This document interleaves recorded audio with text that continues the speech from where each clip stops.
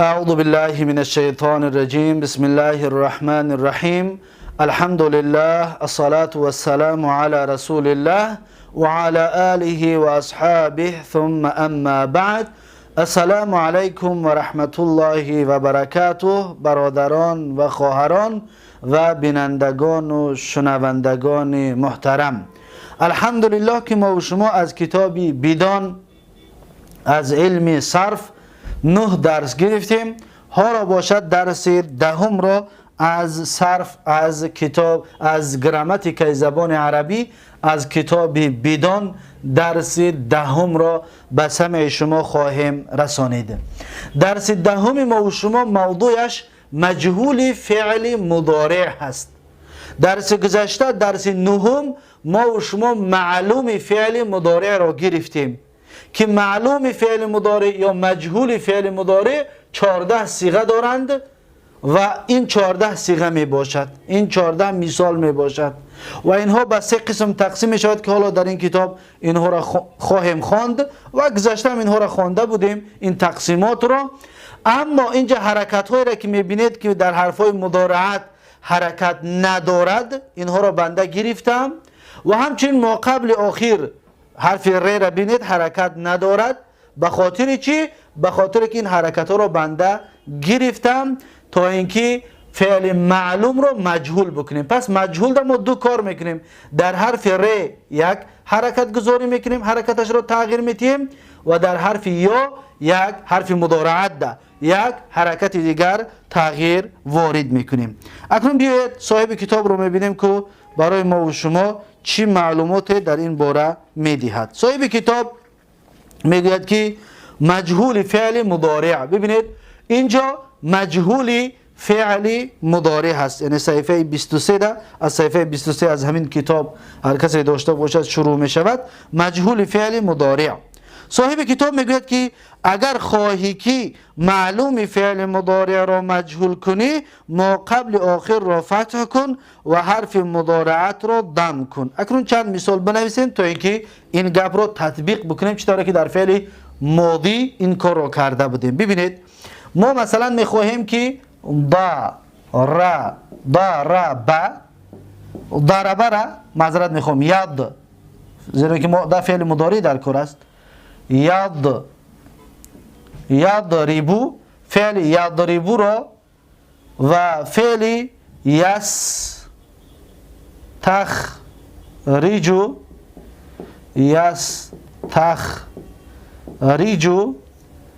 و همچنین یدحرجو یدحرجو از فعل های رباعی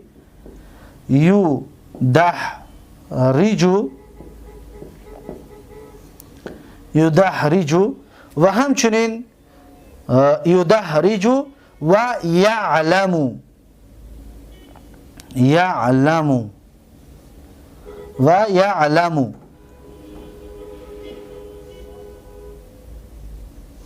ببینید و یعلمو این 4 تا فعل هست. این 4 تا فعل هست. اینها فعل های چی هستند؟ فعل های مضارع هستند. فعل های مضارع. و اکنون این 4 تا را ما میخواهیم که مجهول بکنیم با طبق گفته صاحب کتاب. دقت بدید که چه چیزها را ما تغییر میدیم. این 4 تا را دیدید؟ اکنون تغییر دادن ما میخواهیم مجهولش کنیم. چطور مجهولش میکنیم؟ اهمیت بدید. میگه که اگر خواهی که معلوم فعل مضارع را، اینها هر 4 شان فعل مضارع معلوم هستند، فعل مضارع معلوم رو مجهول کنیم. ما میخواهیم اکنون این 4 تا را مجهول کنیم. چیکارش میکنیم؟ ما قبل آخر را فتح کن. ببینید ما قبل آخر، ما شما کلمه ما قبل آخر دیگر میدونیم، پیش از آخر حرف ر است، فتحش میکنیم، کسرش میگیریم. ما قبل آخر حرف ر است، فتحش میکنیم، کسرش گرفتیم. و اینجا هم همچنین حرف ر است، فتحش میکنیم. در اینجا میبینیم حرف لام است، فتح است، پس به حال خودش میگذاریمش. اینجا یگان تغییرات وارد نمیکنیم.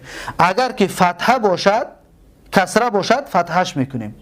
اگر که فتحه باشد به حال خودش میگذاریم. یا اگر که ضمه باشد، اگر فتحش میکنیم. اگر ضمه باشد به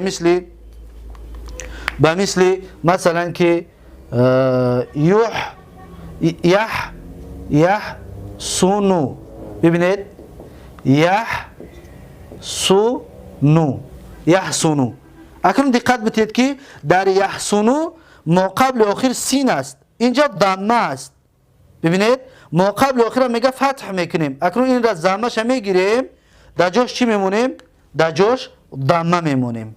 دیدید کسره کسره کسره را گرفتیم فتح کردیم، ضمه را گرفتیم در جاش فتح موندیم. اینجا در خودش فتح که بود به حال خودش می ایستد. اینجا در یگان تغییرات ما وارد نمی کنیم. پس این یکمین کاری که در مضارع مجهول کردن ما کردیم. ما قبل آخر رو میگه فتح کن، ما قبل آخر ما فتح کردیم.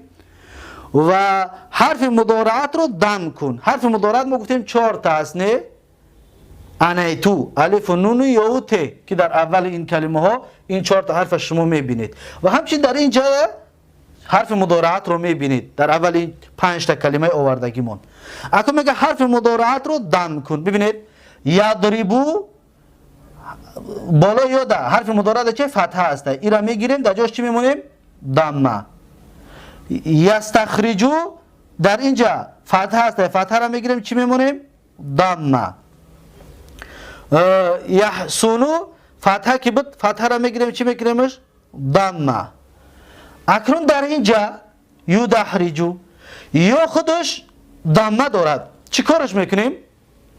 به حال خودش میگذاریم، تغییرش نمیدیم. چیکار که در اینجا تغییر ندادیم، ما قبل آخر را زدیم که خودش فتحه بود، در اینجا حرف مضارعات رو تغییر نمیدیم زیرا اینکه خودش ضمه است. اگر ضمه باشد به حال خودش می ایستد. اکنون در یعلمو چیکار میکنیم؟ فتحه را میگیریم در جاش ضمه میمونیم. ببینید فتحه را گرفتیم در جاش چی موندیم؟ ضمه. انا همین کار ما برای مضارع حرفی برای مجهول کردن فعل مضارع ما همین کار را استفاده میبریم. دقت دادید؟ اکنون نگاه کنین یضربو، اکنون چه بود؟ یضربو، یضربو میزند وی مرد. همین وی مرد فاعل بود نامش. ما گفتیم فعل حدث است، او را محدث میگوید، محدث او فاعل اوست. پس همون هوایی که در اینجا یک میده که پنهان گفتیم در تگید فاعل همین فعل است، فعل به فاعل نمیشود. اکنون ما یضربو که کردیم در زیر این یک کلمه هو پنهان است، در زیر یضربو یک کلمه هو پنهان است. این را دیگر بعد مجهول کردن دیگر فاعلش نمیگیم، میگیم نائب فاعل.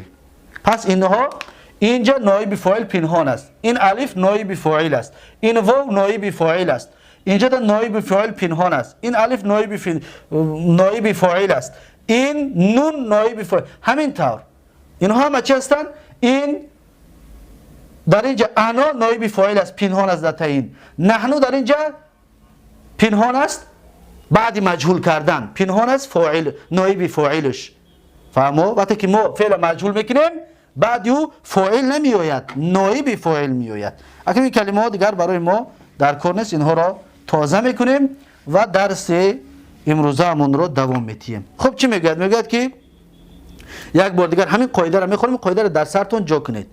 اگر خواهی که معلوم فعل مضارع رو مجهول کنی ما قبل آخر رو فتح کن. میگه ما قبل آخر چی است؟ حرف ری. ببینید ما قبل آخر رو فتح کن و حرف مضارعات رو چکار کن؟ ضم کن. حرف مضارعات این است. ببینید یضربو. اکنون ببینید ما قبل آخر را فتح کن و حرف مضارعات را ضم کن. یک سوال کنه که خب بعد این ما قبل آخر دو حرف دیگر است کو؟ میگه ما با این کار نداریم، ما تا ب را کار داریم. زیرا که ضا داره و ب این سه حرف، این از ثلاثی که است سه حرف است. ما قبل آخرش پیش از ب است، پیش از ب. بعد از این حرف با کلمه‌ای که میام با او کلمه کار نداریم. ببینید ما قبل آخر را فتح و حرف مضارعات را ضم. همچنین ما قبل آخر را فتح حرف مضارعات را ضم. ما قبل آخر را فتح کن حرف مضارعات را ضم کن. یعنی همین را تکرار کن برای در ذهنتون ششتن. اگر خواهی که معلوم فعل مضارع را مجهول کنی ما قبل آخر را فتح حرف مضارعات را ضم کن. اگر خواهی که معلوم فعل مضارع را مجهول کنی ما قبل آخر را فتح حرف مضارعات را ضم کن. ما قبل آخر را فتح حرف مضارعات را ضم کن. ما قبل آخر را فتح حرف مضارعات را ضم کن. ببینید ما قبل آخر را فتح حرف مضارعات را ضم کن. ما قبل آخر را فتح حرف مضارعات را ضم کن. ببینید همین طور تا به آخر گفتن میگیرید برای حفظ شدن. ما قبل آخر فتح حرف مضارعات ضم.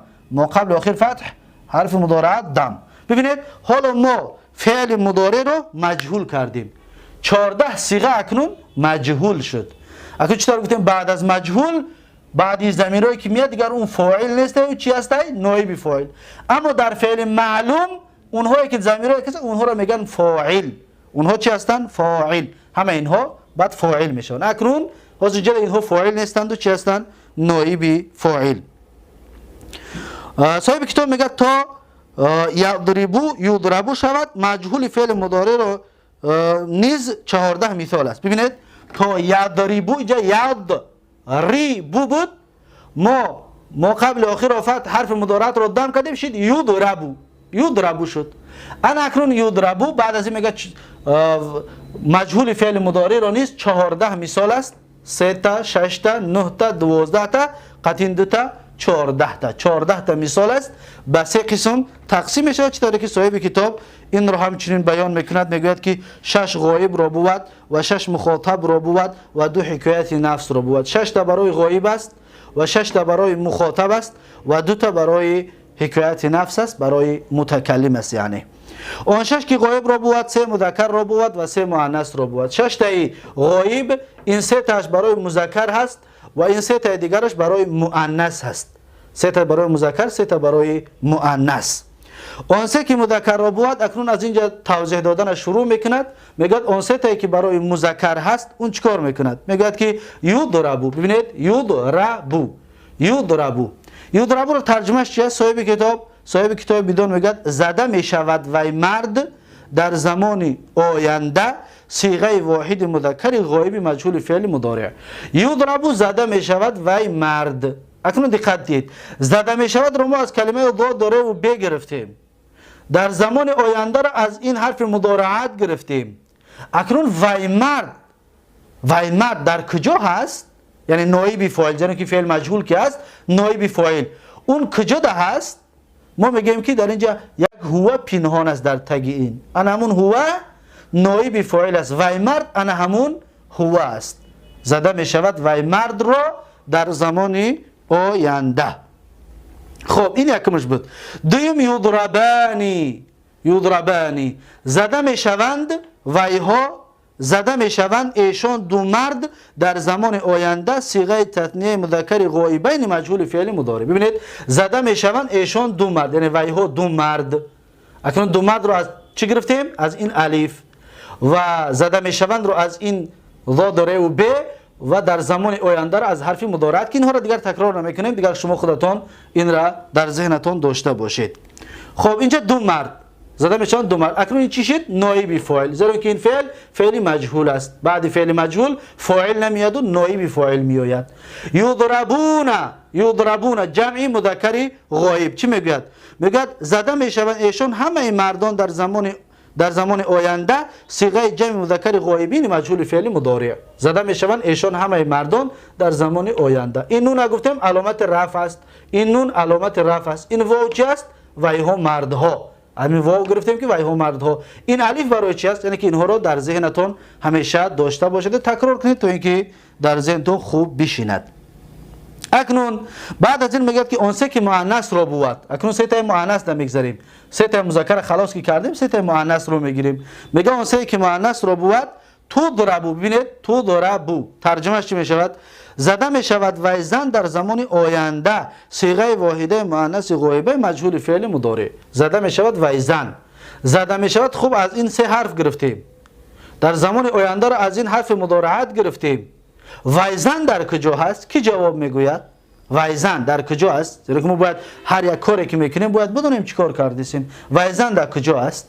وی زن گفتیم در زیر این هست. نه هر کسی که جواب داد ماشاءالله پیشروی. وی زن در زیر این هست که هیه گفتن یک کلمه است، انا همون هیه نایب فاعل است. زیرا که مجهول که است بعد مجهول گفتیم فاعل نو نایب فاعل میآید. خب دومش تضربانی زده میشوند ایشان 2 زن در زمان آینده صیغه تثنیه مؤنث غایبتین مجهول فعل مضارع. تضربانی زده میشوند 2 زن رو از کجا گرفتیم؟ و زده میشود رو از کجا گرفتیم؟ زمان آینده رو از کجا گرفتیم؟ و نون برای چی است؟ همینطور یعنی تحلیل کنید کلمه به کلمه تا اینکه در ذهنتون بشیند. خب یضربن ترجمهش زده میشوند ایشان همه زنان در زمان آینده صیغه جمع مؤنث غایبات مجهول فعل مضارع. یضربن اکنون زده میشوند ایشان همه زنان، زده میشوند ایشان همه زنان در زمان آینده. اکنون زده میشوند رو از کجا گرفتیم؟ همه زنان رو از کجا گرفتیم؟ زمان آینده رو از کجا گرفتیم؟ این رو شما باید بیان بکنید. و همچنین فرق بین این نون و این نون در چی است؟ این رو همچنین بیان بکنید. اگر نمیدونید در آخر درس انشاءالله فرق بین این نون ها رو بیان خواهیم کرد. و خب 6 تایی غایبم خلاص شد. میگذاریم در مخاطب. 6 تایی غایب مذکر و مؤنث، 3 تا مذکر 3 تا مؤنث خلاص شد. میگذاریم در مخاطب. چی میگوید؟ میگوید آن 6 که مخاطب را بود، این 6 تایی که برای مخاطب است، 3 مذکر را بود و 3 مؤنث را بود. اون 3 که مذکر را بود، یعنی این 3 تایی که برای مذکر هست، تضربو هست یکمش. یکمش چیه؟ تضربو. تضربو را معناش چیه؟ زده میشوید تو مرد در زمان آینده صیغه واحد مذکر مخاطب مجهول فعل مضارع. زده میشوید تو مرد. ببینید زده میشوید از کجا گرفتیم؟ تو مرد در کجا هست؟ آیا در اینجا تو مرد هست؟ تو مرد رو هر کسی که برآورده بتواند معلوم شود نتیجه از درس ها گرفته است. از اینکه ما اینا درس گذشته بیان کردیم، حتی در آینده دیگر این سخن ها را تکرار نمیکنیم. این درس برای بیاتون آمدن بیان کرده استادم. وای مرد رو در کجا است؟ زده می شود وای مرد رو در کجا است؟ اینجا دا گفتیم یک چی است؟ یک انت پنهان است. زده می شود تو مرد رو، وای مرد رو نه، تو در کجا است؟ در اینجا یک کلمه انت گفتیم پنهان هست. خب بعد از این تضربانی زده می شود شما دو مرد در زمان آینده صیغه تثنیه مذکر مخاطبین مجهول فعل مضارع. تضربانی زده می شود وای، زده می شود تو مرد، زده می شود شما دو مرد. ببینید کلمه شما دو مرد در اینجا در کجا است؟ زده می شود از کجا گرفتیم؟ در زمان آینده را از کجا گرفتیم؟ این را همچنین شما بیان کنید. این مثنای مخاطب است. اگه جمعش تضربون را ترجمهش زده می شود شما همه مردان در زمان آینده صیغه جمع مذکر مخاطبین مجهول فعل مضارع. این صیغه جمع مذکر مخاطبین مجهول فعل چی است؟ مضارع است. زده می شود شما همه مردان در زمان آینده.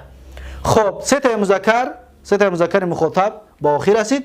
میگذاریم در 3 مؤنث. میگوید که اون 3 که مؤنث را بود، اون 3 که مؤنثی که برای مخاطب است، اونها چی است؟ یکم تضربین. چی می شود ترجمهش؟ زده می شوید تو زن در زمان آینده صیغه واحده مؤنث مخاطبه مجهول فعل مضارع. تضربین زده می شوید تو زن، زیرا که برای مخاطب است. تو زن. اکنون دقت بتید سوال که در اینجا ما گفتیم زده می شوید تو زن، همین کلمه تو کدام اینها هست؟ و این نون برای چی هست؟ و از کجا گرفتیم که تو زن؟ این را باید شما جواب بدید. این را باید در ذهنتون داشته باشه. در آینده تکرار نمی کنیم. حالا باز یک بار دیگر میگویم این یا یعنی تو زن، این نون علامت رفع است، این حرف است علامت رفع است، این در بعضی حالات حذف می شود، از بین می رود. اما در زمان آینده را از این کلمه از کجا گرفتیم؟ از این حرف مضارعت. خب بعد از این تضربانی ترجمهش زده می شود شما دو زن در زمان آینده صیغه تثنیه مؤنث مخاطبتین مجهول فعل مضارع. تضربانی زده می شود شما دو زن را از کجا گرفتیم و در زمان آینده را از کجا گرفتیم و زده می شوی این را از کجا گرفتیم. اینها را همچنین شما خودتون جدا بکنید. و آخرین صیغهش تضربن ترجمهش زده می شود شما همه زنان در زمان آینده صیغه جمع مؤنث مخاطبات مجهول فعل مضارع. این چی است؟ برای جمع مؤنث مخاطبات است. اکنون این نون از این نون و این نون از این نون چی فرق دارد؟ این فرقش باید شما بروید. و این نون ها و اینجا چند تا نون داریم، اینها از این یکدیگر چی فرق دارند؟ زیرا اینجا دو نمود نون داریم. نون هست که حرف است و نون هست که ضمیر است، یعنی که اسم هست. و اینها را شما باید فرق کنید. اگر که نمیدونید در آخر درس انشاءالله این اونها رو بیان خواهم کرد. خب میگه آن دو که حکایت نفس را بود. اکنون میگذاریم در متکلم آن دو که حکایت نفس را بود. اکنون این دوتا برای حکایت نفس است. حالا ما 12 تاش رو گرفتیم، دو تا دیگرش ماند. چی میگوید؟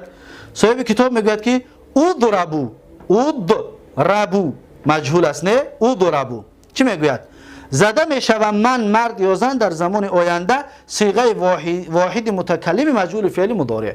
زده میشوم من مرد یا زن در زمان آینده. اکنون دقت بتید اینجا در اضربو زده میشوم، کلمه من در کجا است؟ کلمه من رو برورید. کلمه من در کجا است؟ در زمان آینده. از کجا فهمیدیم زمان آینده میگوید؟ زده میشوم، از کجا فهمیدیم که زده میشوم؟ اینها را یعنی شما دیگر باید تصورات و معلومات در سرتون باشد. اگر که از اولی درس ها خوب فهمیده ایستاده باشید این چیزها را میفهمید که چی گفته ایستادم. باز یک بار دیگر میگم که من در اینجا یک کلمه انا پنهان است در تگ این ضمیر مستتیر وجوبا میگه که پنهان میشود، بجا میشود در تگ این کلمه. خب اضربو گفتیم هم برای مرد است و هم برای زن. متکلم ده مردانه و زنانه یک است، یعنی در گپ زدن مردانه و زنانه یک است. نضربو چی است؟ در ترجمه میگوید زده میشویم ما همه مردان و یا همه زنان در زمان آینده صیغه متکلم مع غیر مجهول فعل مضارع. نضربو زده میشویم ما همه مردان، این جمع است، همه مردان یا همه زنان در زمان آینده. اکنون میگیم که ما همه مردان یا ما همه زنان، هم ما در کجا است؟ ما جمع در کجا است؟ از کجا فهمیدیم که جا ما میگیم؟ ما گفتیم در زیر این یک کلمه نحنو پنهان هست. پنهان، انا همون نحنوی پنهان در تاجیکی ترجمه اش میکنیم، اما در عربی اون نمیبروید، او را میگیم نضربو خلاص. اما در تاجیکی باید ما بگیم زده میشویم ما، زده میشویم ما، انا همون ما در تگ این پنهان است، یا زده میشوم من در تگ این پنهان است. این را بسیار متوجه باشید تا اینکه زبان عربی را با دقت و خوب درک کرده بتوانید که یعنی چی گفته ایستادیم یا چی نوشتگی هست. پس این بود 14 صیغه مجهول فعل مضارع. اکنون ما گفتیم که درباره نونها صحبت میکنیم. نونها دو نمود میشوند. دقت بتید نونها دو نمود است. نوع یکمش چیه؟ نونی که حرف است، حرف. ببینید حرف. دوم نونی چی است؟ نونی ضمیر. ببینید ضمیر. نون حرف داریم و نون ضمیر داریم. اکنون اینها کدامشان حرف است؟ این نونها کدامشان ضمیر است؟ دقت بتید، بسیار مهم است. اگر میخواهید که قرآن را، سنت را یا زبان عربی را خوب گپ زنید این چیزها را باید بفهمید، زیرا که زبان عربی همین چیزها را طلب میکند از ما. دقت بتید من به این رچکه و این قلم اینجا خط میکشم، کدامیش حرفی است. این رنگی که دیدید برای نونهای حرفی هستند که اونها بعضی وقتا حذف میشن، از بین میروند. این یک تا، این دو تا، این سه تا، اینش 4 تا، اینش 5 تا، اینش 6 تا و اینش 7 تا. دیدید این نونها را همه نونهای چی میگویند؟ نونهای حرف. این حرف است. حرف که شد محل اعراب ندارد. محل اعراب که نداشته باشد همون کلمه تو شما میگیم کو همون را ندارد، همون معنی را در بر نمیگیرد. دقت دادید؟ اکنون بیایید نونی با این رشکه سیاه نون ضمیر را میبینیم. نون ضمیر حذف نمی شود، از بین نمی رود. نون ضمیر همه وقت می ایستد. نون ضمیر این یک تا هست، ببینید، و اینش دو تا. همین دو تا را نون ضمیرش میگن. حالا ما میگیم که یضربن زده میشون ویها زنها، این همین نون همون ویها زنها را در بر گرفت. یا تضربن زده میشود شما زنها، همین شما زنها این همین نون است. این همین نون معنای شما زنها را در نظر دارد. پس همین شما زنها در اینجا نایب فاعل هست. اگر اینجا را معلوم بگیریم بگیم یا ضریبن، پس این فاعل می شود. اگر یضربن تضربن بگیم اگر، پس اینها نایب فاعل می شوند، زیرا که این فعل مجهول است. فعل مجهول فاعل ندارد و چی دارد؟ نایب فاعل. پس دیدید این نونها را فرقیتاشون برید. اینها گفتیم در بعضی حالتها حذف می شود. همون امثله خمسه گفتگیمون نونهاش است. همون امثله خمسه که گفتیم، امثله خمسه را نونهاش نونهای حرفی هستند که در بعضی جایها حذف می شود، از بین می رود. اما گفتیم این دو نون، نونی ضمیر حذف نمی شود، دائمی می ایستد. خب این بود درس امروزه ما و شما. اکنون بیاید این 14 تا یک جا یک بار میگوییم، یعنی حفظ کردن و در ذهنتون داشتن. چخیل میگوییم؟ میگیم که یضربو، از اولش یضربو، یضربو، یضربانی، یضربونه، تضربو، تضربانی، یضربنه، تضربو، تضربانی، تضربونه، تضربین، تضربانی، تضربنه، اضربو، نضربو. اینطور باید در ذهنتون داشته باشید. هر فعل را در شما میتید باید شما زود اینطور تصریفش کنید. مثلا که یستخرجو را ما میخوایم که همینطور 14 تا بگوییم. چخیل میگیم؟ میگیم یستخرجو، یستخرجانی، یستخرجونه، تستخرجو، تستخرجانی، یستخرجنه، تستخرجو، تستخرجانی، تستخرجونه، تستخرجین، تستخرجانی، تستخرجنه، استخرجو، نستخرجو. ببینید، یا علمه را مثلا میگیریم، علمه یعلمو فعل مجهول میشود یعلمو، یعلمو، یعلمان، یعلمون، تعلمو، تعلمان، یعلمن، تعلمو، تعلمان، تعلمون، تعلمین، تعلمان، تعلمن، اعلمو، نعلمو. اینطور باید در ذهنتون همه وقت داشته باشید. وقتی کلمه را میتید شما باید تا 14 تا را گفته بتوانید. یعنی دقت بدید که 1 2 3 به یا سر می شود. مثلا که قتل را بگیریم، یقتلو مجهولش می شود یقتلو، پس 3 تا اول باید به یا بگیم. میگیم که یقتلو، یقتلانی، یقتلون. این الف و نون قطعی واو همراه میکنیم، واو و نون. یقتلو، یقتلانی، یقتلون. اکنون دو تا دیگه به ت سر می شود. تقتلو، تقتلانی. اکنون بعد از این با یا سر می شود. یقتلنا، یقتلنا. اکنون دیگه با ت سر می شود. برام تیرا و آخرش در چی همراه می شود؟ اینها را در سرتون داشته باشید. بعد با ت سر می شود. چی میگیم؟ تقتلو، تقتلانی، تقتلون، تقتلین، تقتلانی، تقتلن، اقتلو، نقتلو. به همین 14 صیغه مجهول فعل مضارع به آخر رسید. پس این بود درس امروزه ما و شما. امیدوار هستم که از این درس لذت فایده برده باشید و انشاءالله بعد از این ما و شما اسم فاعل را درس آینده، درس 11 خواهیم گرفت که اسم فاعل را چطور گرفته می شود و چطور ساخته می شود از بعض همین کلمه. ما داره و بیره گفتیم تا آخر کتاب 12 مشتقاتی میگیریم. 12 چیزی که اشتقاق می شود از همین داره و بگرفته رفتن میگیریم. چه حرف زیاد میکنی، چه حرف کم میکنی و چه حرکت تغییرات میتی، همینطور کرده رفتن میگیریم ان شاء الله. پس این بود درس امروزه ما و شما و این درس را اینجا به پایان میرسونم و تا درس آینده یک و یک شما را به الله تبارک و تعالی میسپارم. هر کجایی که باشید سلامت و موفق باشید. السلام علیکم و رحمت الله و برکاته.